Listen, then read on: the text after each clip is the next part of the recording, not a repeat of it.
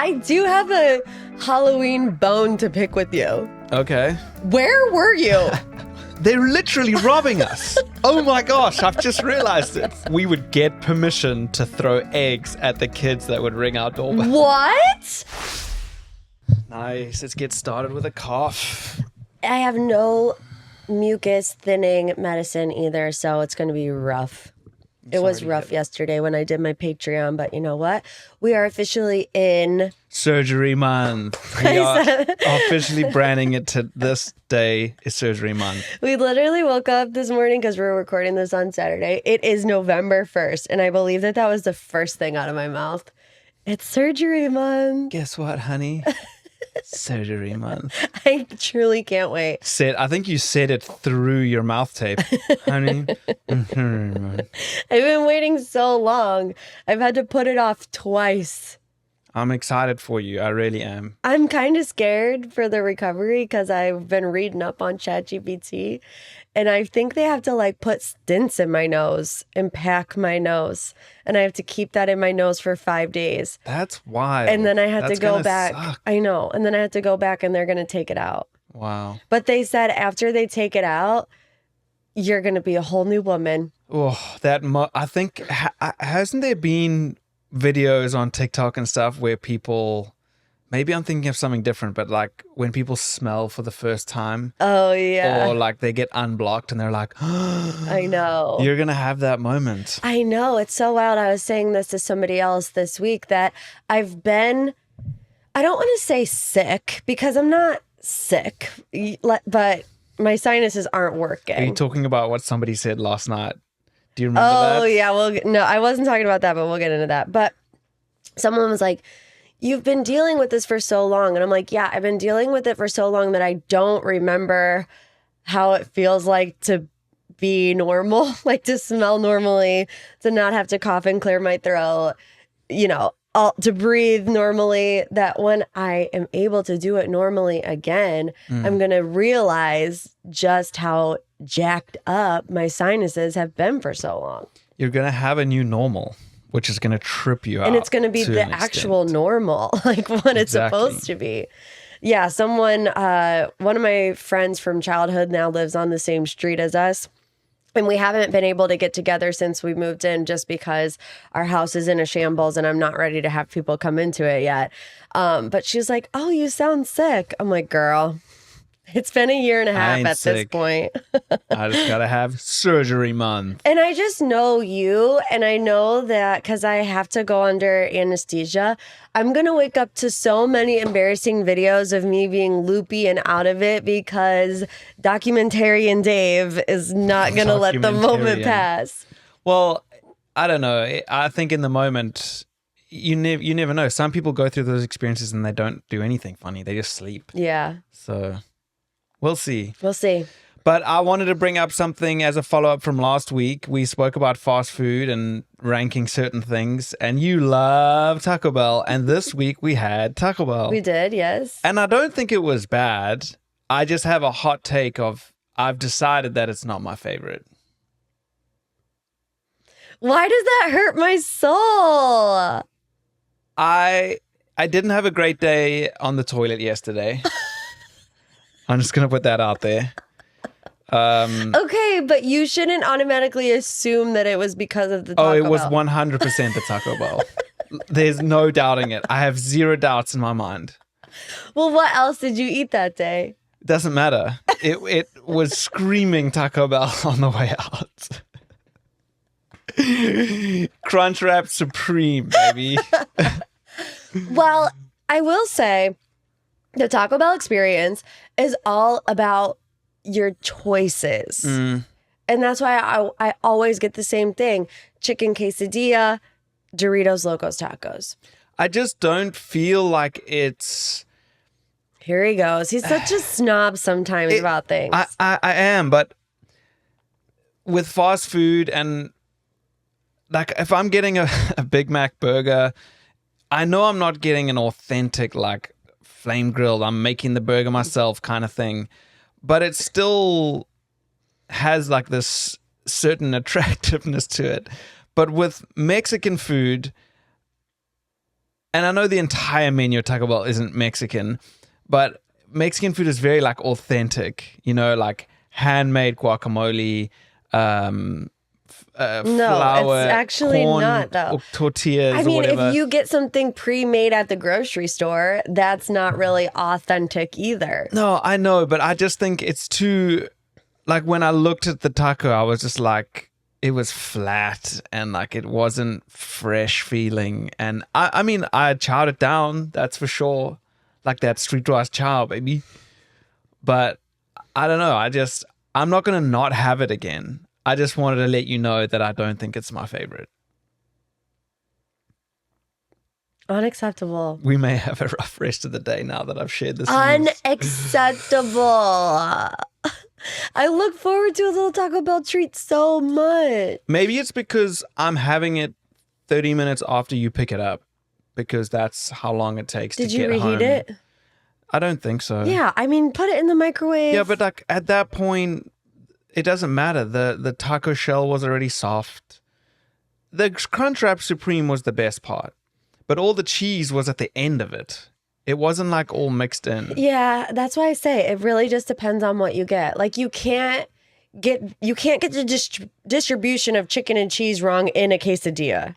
In a Crunchwrap Supreme, things can slide down to the side when they're wrapping it up and all these other things. Yeah, but part of me wants to believe that it's not even like hand rolled. They just make a whole bunch of them, heat it up when you order it, and then out it goes. That's what it feels like. Isn't that every fast food restaurant? No, McDonald's still has like a burger line. They'll still like build the burger. They'll toast the bun. They'll cook the patty, put it together. I get a sense it's almost like, what is it? Gas stations. They just stick it in the microwave and be like, here you go. Wow. Unbelievable the slander that is happening against Taco Bell right now. There is some serious slander happening right now, and I do apologize. Honestly, it's too much. So back me up, anybody who thinks Taco Bell is overrated. But you know what? It's okay. We're allowed to have different opinions. Mm-hmm. Next time I go to Taco Bell, I just won't bring you home anything. Okay. I will stand by it. Like I said, I'm not going to not have it, but it's not going to be my first choice. So last night we experienced a first. Oh, boy, did I. I mean, it was kind of a first for you, too. Yeah. Halloween, guys. Trick-or-treating in the United States of America, or more specifically, trick-or-treating in a somewhat cookie-cutter neighborhood. Yeah. We're not like fully cookie-cutter, but like we're like borderline on that. We have really nice sidewalks, so all the kids come to our neighborhood. I had no idea that we moved to the most popular trick-or-treating neighborhood in the town that we live in. Our neighbors were telling us, prepare for 300 kids. And that's a calm one, they said. 300 kids? I spent $100 on candy. Unbelievable. And we made it an hour. 1 hour. The official community time was 6 to 8 p.m. By 7 p.m., done. It was done. That moment when we ran out, these two little mini Spider-Men couldn't have been but 5 years old. Came running up. I gave some 13-year-old like Snickers, and then there was one thing left in the bowl, and not one but two Spider-Mans came. And the one was distraught. Like, I felt like I just ruined this kid's Halloween. He walked past me and just walked into our garage looking for more sweets. I felt so bad. And we had to say it more than once. We're like, we're all out, buddy. We don't have any more. And he still was just holding his pillowcase open. Right. And neighbors were just like, hey, when you run out, turn your lights off. Yeah. You gotta shut it down. It was so bad. But seriously, $100 on Halloween candy. I said to David, I was like, if that's gonna be the case every year, we're pulling the tip jar. I pad out 10%, 12%, 15%. Would you like to tip? Because I'm spending some of my savings trying to give 400 kids, because also our neighbor said could be 400. Yeah. 400 kids Halloween candy. They said to me that last night was mild and that usually there's no gap between kids coming up to your bowl and the next kids. It's just like a continuous train. In this economy. And also, I did not realize that you go to neighborhoods that aren't your neighborhood. Right. What sense does that make? So our neighborhood is such a popular hotspot for trick-or-treating that parents come in their cars, drop their kids off at the start of our street and wait for them to do the loop, and then they go somewhere else. That seems not fair. That's almost like they're literally robbing us. Oh my gosh, I've just realized it. Parents are dropping their kids off in our neighborhood, robbing us of our candy. It feels like it. I was so excited too because normally you have, your pick of Halloween candy to munch on for a couple days afterward. Nothing.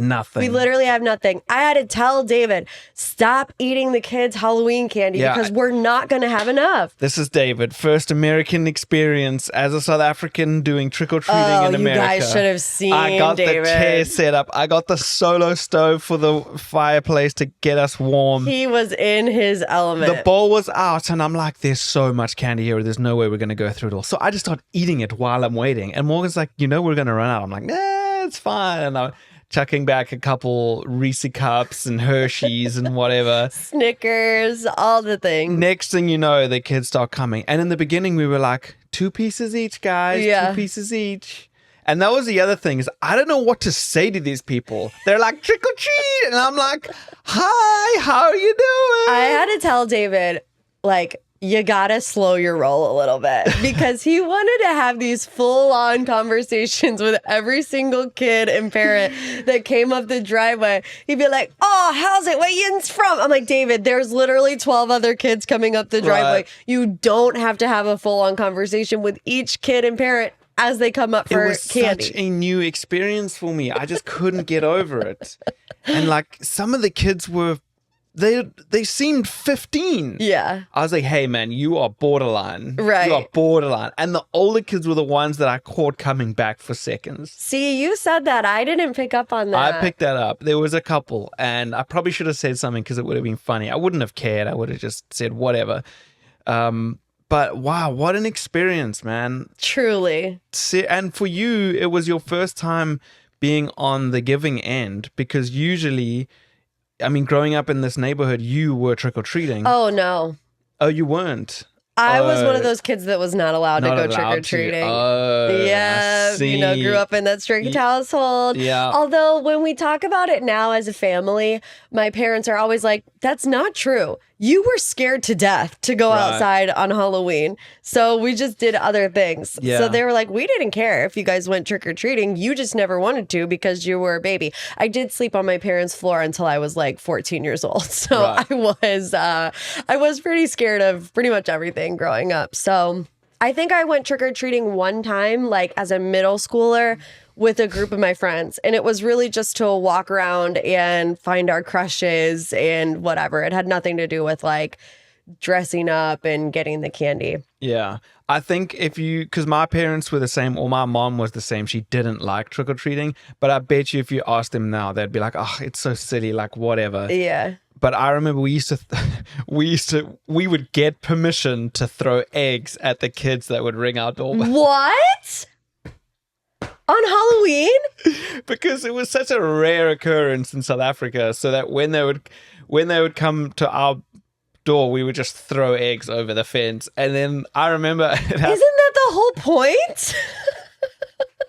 Aren't the kids supposed to come up, ring your doorbell, and you give them candy? I remember by the third year, I heard them yelling, "It's the same guys from last year." There's no way. I promise you, it was that. I don't know. It was so stupid now that I think of it. But going back to last night, I just think it was funny because the previous year, it was the first year that we were living together in a house, not an apartment. We were so excited pumped for trick-or-treating. We got all this candy that we didn't get nearly as much as we did, though, for last night. And one kid came. One. Singular. We waited all night and... We were so depressed about it. It was so sad. But anyway, what an experience. I thoroughly enjoyed it. And I think maybe we're doing Seriously Award of the Week too early here, but Seriously Award of the Week is us thinking we had enough candy. It was closer to like $90, which is still ridiculous. Yeah. And that was the other thing. Part of me was just thinking the entire time, this is such a scam. This is such a financial capitalist scam. Like, well, the Halloween, bags of candy. look how much candy I'm buying. These candy companies are making so much money. I'm walking around Walmart with handfuls of candy. I'm like, oh, this is so silly. And then you see the look on these kids' faces, and you see them running up our driveway in their little chicken outfits. And there was this little cow, this little baby cow. The cow was and so it said to us, cute. as the kid was walking, it was like, moo. I was like, you know what? I'll spend more next year. I will spend more because you are making these kids' night. You are making their year. You're making memories for the rest of their life. I was like, take my money. Just take it. I do have a Halloween bone to pick with you. Okay. Where were you? I was chatting up the All neighborhood. night. I could not find David. And you guys, he's such an extrovert. I'm an extroverted introvert. And I'm an introverted extrovert where I can, do a podcast. Yeah, but like I don't like small talk. I don't like to. It sounds horrible. Like meet new people. Like I'm not going out of my way to. You took a timeout. I did. You were like, I'm going inside for a timeout. Because parents would come up to us and be like, hey, you're new to the neighborhood, blah, blah, blah. And I'm like, yo, I'm from South Africa. Like, I love this place. It's so cool. Yeah. And you're like, I'm going to go take a timeout. Literally sat in my living room for a good 15 minutes to take a mental that break. was funny. But no, really, where were you? Because I still don't know. I just can't sit still. But where were you? So I went across to our neighbors on the left. They were the ones that I was texting to prepare us for this madness. Yes. So I had a lot to thank them for. They even offered to give us a little cow outfit for Harley if we wanted to dress our dog up. Scooby was there, their dog, dressed as a dinosaur. So I was saying, what's up to Scoobs? And we were talking about the local high school making the playoffs. Then I went over to the other neighbor on the other side because I had met the husband, but I hadn't met the wife. And turns out their son's interested in soccer, so we were talking about that for a bit. Then they realized who you were from the radio because they asked what we did for work, and I was like, "Yeah, Morgan was in radio for a while." And they were like, "I was like, did you listen to Q104?" And they're like, "Yeah." I was like, "Well, do you remember Morgan in the mornings?" And she was like, and they were like, "Oh my gosh!" So now they know who you are, and I just chatted away. Can't help myself. I was like looking forward to us sitting on our chairs together, handing out candy together, and you just weren't there. I would sit down, stand up, sit down, stand up. Literally. And meanwhile, while you're getting energy going from house to house to house, meeting new people, I'm getting exhausted saying to every kid that comes up, pick one of your favorites. That was the extent of my communication with people. And I still was struggling. And I was like, hey, what are you dressed as? Oh, that's cool. Nice one, buddy. I took a photo of one kid's outfit. As I was taking it, I was like, this is kind of weird. What am I doing? Yeah. It was still fun, though, overall. Good experience. Yeah, it was fun. Do you want to talk about the neighbor's box? Do you? Yeah, maybe they'll listen to this one day. Do you? I mean, we can. You have a pretty funny story about it. Yeah, so the neighbor opposite us is an engineer. And so they built this box that acts as if somebody's trying to escape the box. Right. So anytime the kids come up to their doorstep, the box shakes and they're like, ah! And it makes noise and... But it's got a serious motor in there. So whenever he pushes the button or wherever it works, it goes da da da da da da da da da.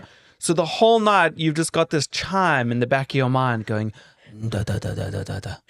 It did not stop for 2 hours. Yeah. So I was chatting to another neighbor and they were like, I don't know how, but the box came up in conversation and he said, David, 20 years of that box. And as he's saying it in the background, da, da, da, da, da, da, da, da, da, da, da, da, da. And we just looked at each other, had a giggle, and And I guess that's the charm of the neighborhood. I love it. So Halloween, trick-or-treating 2025, our first experience. We'll be prepared for next year. I was going to say success, but I don't necessarily know that it was. No. What would you do differently next year? Well, first of all, I would not wait until The day Friday at 5 o'clock. We got to bulk that stuff from Sam's Club or Costco definitely. or something. Yeah. Before, the day of, 1 hour before. But that is Preston fashion right there. Yeah. Waiting for the last minute to do everything. I say that about me and you, not just you. That wasn't I agree. It wasn't a dig on you. What I would do differently is move our little setup further down the driveway so that kids don't have to keep coming from the sidewalk up. I don't know. I want to maybe just put a sign up or something that says take one piece or something so we don't have to keep saying that. Yeah, I guess. Could do that if you have like a little table or something. Yeah, but we'll be ready next year. Hopefully. Good job, honey. Good job, honey. Missed ya. Next time, maybe. I'll see you next Halloween, maybe. Yeah, maybe stick around next time. All right. David and I are continuing to have this debate. And we're bringing it to our lovely... Do you remember when ChatGPT told us to call our listeners the question marks or something crazy? No, it was something stupid like the marks. I don't know what it was. Mark's Minions. Mark's Minions. Yeah, we're bringing it to the Minions because we can't decide anything. And, we do use ChatGPT to help us decide things, but it's not being very helpful in this moment. So basically, David and I got a new couch. Love the couch. It's been obsessed like with the it. centerpiece of our new living room. We haven't set up our new living room because we've been waiting to build around this leather sofa. Yes. We ordered the leather sofa and it is an oversized sofa. So it's big. It's a 2-seater, but it could fit comfortably. Took like 3 weeks to arrive. So we've been like patiently waiting. It could fit like 4 people sitting on it. It's big. Right. But we also ordered an ottoman, which is actually bigger than the seat itself. It's huge. It's if you imagine 40 inches. Yeah, if you imagine the sofa, it has 2 pieces, but you could comfortably sit 4 people on it, and the ottoman fits one half of it. So technically the ottoman could fit 2 people on it. Right. So here's the dilemma is that, I am very particular. I know exactly how I want it to look. We're doing a couch. We're doing 2 pushback recliners. So they look like accent chairs, but you can push them back and kick your feet up. And in my head, I've always envisioned a coffee table in the middle of the room, right? Standard living room, whatever. Well, the ottoman is so large that you can't have the ottoman and the coffee table. Right. I've moved the ottoman a couple different places to see if it would work. I put it in the corner of our room for like a little cozy reading nook, but we don't like it because it presses up against the curtains and it makes the curtains look all weird. You guys get it. I randomly put the ottoman in the middle of the living room, draped over a textured blanket on it, put a little tray with a candle and whatever. Beautiful. Makeshift coffee table, kind of, right? And it's also feathery. So, when I put the tray on it, the tray kind of sinks a little bit or whatever.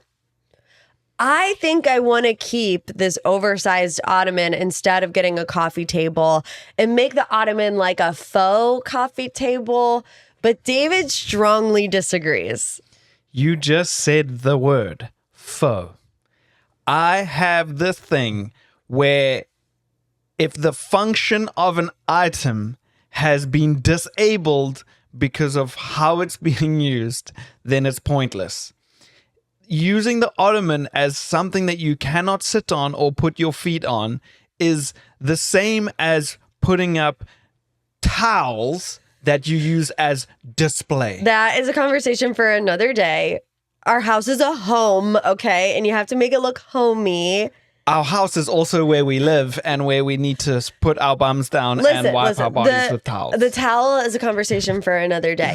You can still put your feet up on the ottoman. You just have to move the tray. Exactly. I have to move the tray. I have to pull the ottoman closer to me, or I have to put the chair closer to the ottoman. I've got to make sure that I'm not kicking over the candle that you've put on the ottoman now. I just struggle with trying to repurpose something that's not meant for that purpose. Well, I really don't want to return it. That's the first and foremost, who Right. wants to go through the hassle of returning a big piece of furniture? Second of all, we say, oh, a coffee table will be great. We'll love it. We know exactly what we want. But there are some caveats to that too. Sharp edges. If one day we have a little tyke running around, you don't want them running and hitting their head on this coffee table. The ottoman is very soft and pillowy. The ottoman gives a more warm, inviting, come and relax type of atmosphere, as where a styled coffee table might give a more structured, Yeah, I which can you get that. don't like that. You don't like something Yeah. looking too staged or whatever. You like your home to be lived in. Yeah, and I think there's a case to be made for the ottoman. I'm not saying that it doesn't work entirely. I've seen it used the way that you're describing it. I just think that we need to figure out a way that it can still function in somewhat of an ottoman way, with the feet being able to sit on it. I feel like it is functioning. It's huge. It's big enough for you to slide the tray over Yeah. or just take the tray off, put it on the ground, put your feet up. I want to build a piece of wood to put on top of it, or like over at least a section And you of can it. like slide it back and forth. Right. Imagine we have friends over and we need some extra seating. You're not going to have them sit on a coffee table. They could sit on a feathered ottoman. Where are you going to put the TV remotes? We have side coffee tables by the recliners, Okay. which what did we use our previous coffee table for? Putting the empty pizza boxes on when we finished eating. A candle, Yeah. right? True. So these are all the things that we just cannot come to an agreement on. If you're listening to this and not watching, we'll probably put a picture up on YouTube. Yeah. Let us Or know Instagram. Yeah, let us know your thoughts. But look, I'm willing to be convinced. But as of this moment, here's the other thing. I was going to say, as of this moment, I'm team coffee table. But when you think about it, coffee tables aren't always required.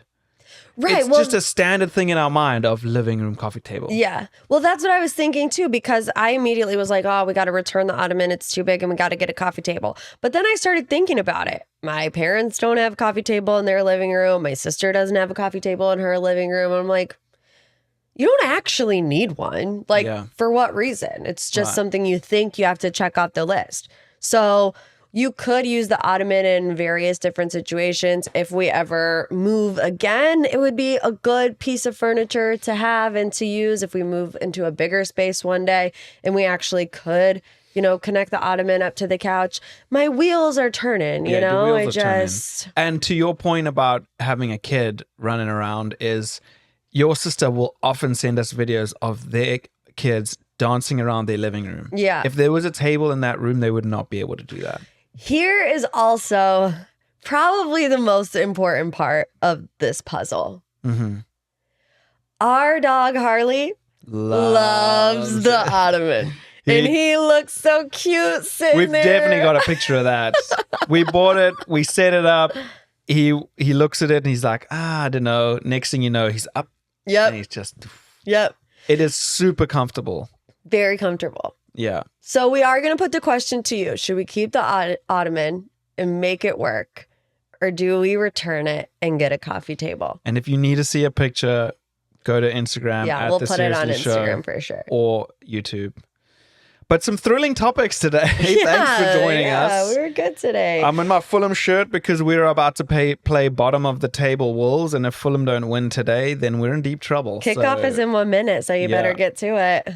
Thanks for listening, everybody. Love you guys. See you next year at Trick or Treat and Happy Halloween, as they say. Oh, that was tough for me to say last night. Happy Halloween, because I would say Happy Halloween, and people would be like, "Huh?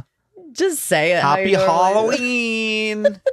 The amount of times I would say to kids last night, "Hey, you can only take one piece of candy," and they'd be like, "Why does this guy sound like that?" That's in your head. Well, I don't know. They were honestly, genuinely struggling to understand me. Well, work on your American accent. We'll start loading up on candy now to make sure that we're good by next year. Yeah, we're starting a trick-or-treating fund today. Happy Halloween, everybody. See you next week. Okay, bye.